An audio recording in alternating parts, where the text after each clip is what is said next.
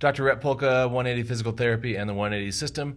Today we're going to talk a little bit about foam rolling and the top 5 myths when it comes to foam rolling. Number 1, foam rolling breaks down scar tissue and adhesions. That is incorrect. It's not even close to doing that. And at the end of this video, we'll actually talk about what foam rolling actually does to make you think that it's doing that. Number 2, foam rolling increases performance.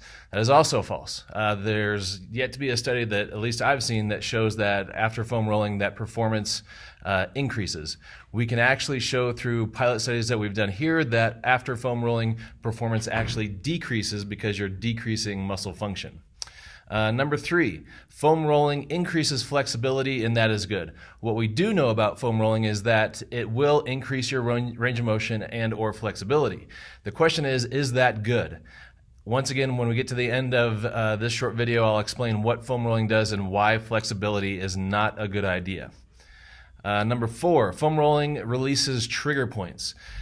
So there's been a lot of talk, especially in the physical therapy world lately, about trigger points and foam rolling and dry needling. And one thing that has not yet been proven is that trigger points actually exist. So if you take the experts in trigger point and dry needling and try to have them actually locate trigger points, they can't do that. So trigger points don't exist, foam rolling doesn't break up trigger points, and dry needling doesn't either. Number 5. My PT, my physical therapist, my personal trainer, my chiropractor, my coach, etc. recommended foam rolling, so it must be good.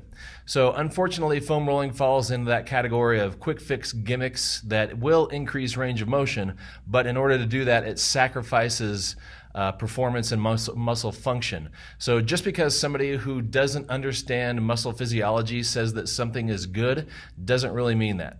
So what you need to do is, if you're being told to foam roll by somebody, have them explain why.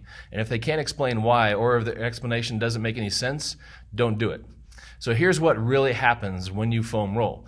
What you're doing is actually breaking down the muscle's ability to contract, because you're basically causing enough damage to the muscle that it's not getting normal input from the nervous system anymore. So that's what increases range of motion, the inability to contract and shorten and contract and lengthen.